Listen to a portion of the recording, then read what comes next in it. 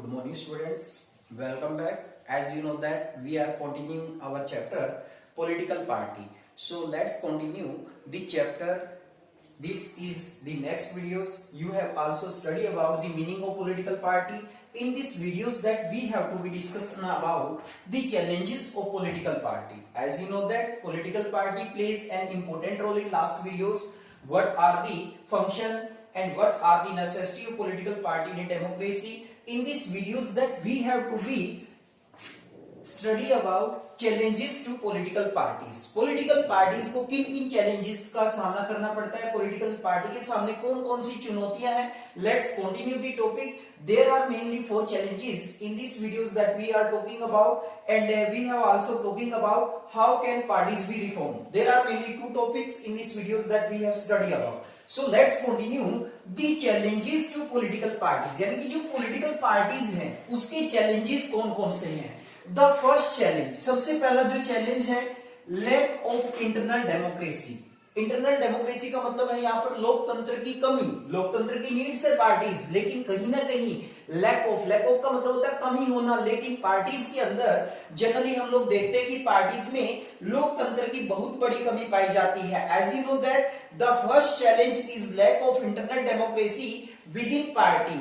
All over the world there is a tendency of political party toward the concentration of power in one or few leaders at the top. आपने देखा होगा party में कुछ leaders होते हैं, जो top leaders होते हैं, उन्हीं के हाथ में सारी की सारी पावर्स होती है। तो इसी को हम लोग कहते हैं lack of internal democracy.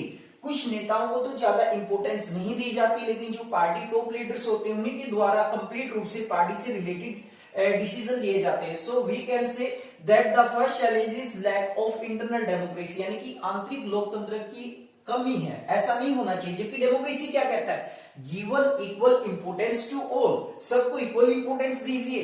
But political parties में आपने देखा होगा कि जो टॉप पार्टी लीडर्स होते हैं उन्हीं को ज्यादा प्रेफर किया जाता है। That is the first challenge. Now we have to be study about the second challenge. Second challenge की अगर हम बात करें यहाँ पर dynastic succession. As you know that उत्तराधिकार, पार्टी में जो टॉप पार्टी लीडर्स होते हैं उन्हीं के बेटे आगे लीडर्स बन जाते हैं। इसी को हम लोग बोलते हैं dynastic succession. That is the second challenge for a political party, dynastic succession. Dynastic succession का मीनिंग यही होता है कि वंशवाद को बढ़ावा दिया जाता है। As you know that political party also face this problem in a democracy. Since most political party do not practice open and transparent procedure for their functioning, there are very few ways for the ordinary worker to rise the top in a party. Those who happen to be the leader are in a position of unfair advantages to favor people close to them or even their family member. In many parties, the top position are always controlled by the member of one family.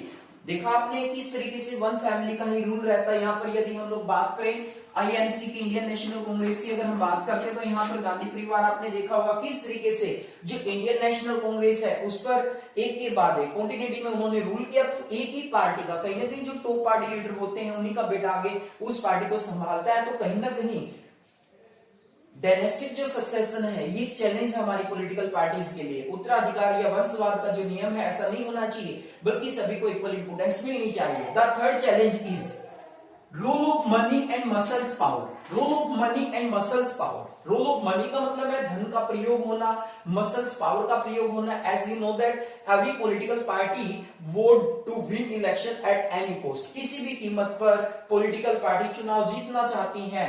So they have to be use a lot of money. यहां तक कि जो ticket distribution किया जाता है political parties के द्वारा वो भी काफी पावरफुल लोगों को या काफी शक्तिशाली लोगों को ही टिकट प्रोवाइड करती है, ताकि वो चुनाव में अच्छा पैसा खर्च करे और अपनी सरकार बना सके। एंड मसलियस पावर, और कहीं ना कहीं जो मसल्स पावर होती है उसका भी यूज किया जाता है। कहीं ना कहीं क्रिमिनलाइजेशन, जो पॉलिटिकल क्रिमिनल्स होते हैं वो भी पॉलिटिक्स में आते हैं, इससे क्रिमिनलाइजेशन ऑफ पॉलिटिक्स को भी बढ़ावा मिलता है। That is also a challenge. That is the third challenge of a political party. The fourth challenge is no meaningful choice. No meaningful choice. Most of the political party agenda policies are same, so people have no meaningful choice कि किस party को vote दे। सभी party का agenda same होता है, लगभग policies एक जैसी होती हैं। ठीक है ना। तो पॉलिटिकल पार्टी के सामने कोई भी ऐसा मीनिंगफुल चॉइस नहीं होती किस पार्टी को वो चूज करें। There is also given an example, labour party and conservative party in Britain. कहां से बिलोंग करते हैं दोनों पार्टी? ब्रिटेन से। Labour party and conservative party, this question have to be put in NTSC exam. Labour party and conservative party are from which country party? That is belong to Britain. Britain से belong करती है।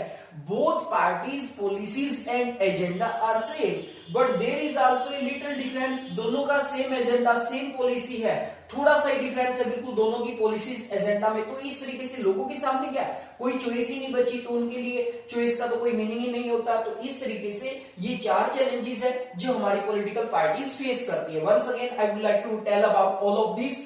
The first challenge is lack of internal democracy. The second challenge is dynastic succession. The third challenge is role of money and muscles power. The fourth challenge is no meaningful choice. That is most important question. That question have to be put in board exam. 5 marks questions. Challenges of a political party. Which challenges are faced by a political party in a democracy? कौन-कौन से challenge face करती है political party एक democracy में? These are the 4 challenge. That challenge you must have to be explained. That question is also put in 5 marks. That is most important question, students. Next topic is political party का meaning हमने पढ़ा, यहाँ पर main functions के बारे में हमने बात की। पॉलिटिकल पार्टी, स्टेट पार्टी को कैसे रिकॉग्नाइज किया जाता है उनके बारे में हमने कंप्लीट स्टडी की। और ये जो टॉपिक था हमारा challenges to political parties, political parties के लिए कौन कौन से चैलेंजेस इसके बारे में हम डिस्कशन कर चुके हैं। The last content of this chapter is how can parties B reformed? That is most important question. Parties को कैसे रिफॉर्म किया जा सकता है? This question also put in 5 marks also many time. How we can reform political party? Political parties में कुछ कमियां होती हैं, challenges होते हैं उनके सामने, तो political party को कैसे सुधार सकते हैं हम लोग, कैसे इंप्रूवमेंट कर सकते हैं? तो यहाँ पर हम लोग बात करेंगे सबसे पहले कुछ कॉन्स्टिट्यूशनल प्रोविजन के बारे में जो संवैधानिक व्यवस्थाएं की गई है पॉलिटिकल पार्टी को रिफॉर्म्स करने के लिए। सम कॉन्स्टिट्यूशनल प्रोविजन, संवैधानिक जो व्यवस्थाएं हमारे संविधान में यानी कि जो कानून बन चुके हैं पहले हम उनकी बात करते हैं। The first is anti defection law. सबसे पहला है एंटी डिफेक्शन लॉ। अब डिफेक्शन का मतलब क्या होता है? डिफेक्शन दल बदल करना। वेल कई बार देखा होगा आपने कि जो पार्टीज होती हैं वो पैसे के लालच में आकर, या नेता होते हैं पैसे के लालच में आकर या पद के लालच में आकर वो पार्टी चेंज कर देते हैं। That is called defection. Defection का मतलब होता है changing party from alliance from the party on which a person got elected to a different party. कहते हैं कि जिस पार्टी से एक लीडर चूज होके आता है, इलेक्ट होके आता है, उस पार्टी को छोड़कर दूसरी पार्टी में चला जाना। तो ऐसा करने के लिए बहुत ज्यादा प्रॉब्लम्स आती थी। बहुत सारे नेता ऐसे होते थे जो पद या पैसे के लालच में आकर दूसरी पार्टी में चले जाते थे। यहाँ पर एक एग्जाम्पल की बात करते हैं। हरियाणा में अगर हम बात करें 90 सीट्स है एमएलए की, 90 सीट्स है यहाँ पर एमएलए की। मान लीजिए कि 2 पॉलिटिकल पार्टी ही मेन चुनाव कंटेस्ट कर रही है। एक तरफ बीजेपी है और दूसरी तरफ अगर हम बात करें इंडियन नेशनल कांग्रेस है। अब जो पॉलिटिकल पार्टी 46 एमएलए अपनी साइड कर लेगी, वही पॉलिटिकल पार्टी अपनी गवर्नमेंट बनाएगी, वही अपनी सरकार बनाएगी। अब मान लीजिए जनरली ऐसा होता है कि 45 मेंबर्स बीजेपी के पास है और 46 मेंबर, मान लीजिए 46 बीजेपी के पास है, और हम बात करते हैं यहां पर 40 मेंबर्स हैं इंडियन नेशनल कांग्रेस के पास, और मान लीजिए कि अदर्स में डाल देते हैं हम लोग इसमें 4 मेंबर्स को, 4 मेंबर्स अदर में हैं। अब इंडियन नेशनल कांग्रेस बीजेपी अपनी सरकार बना रही है, यहां पर सफल हो रही है वो सरकार बनाने में, लेकिन क्या है इंडियन नेशनल कांग्रेस ने अदर को अपने साथ किया, 44 मेंबर्स हो गए।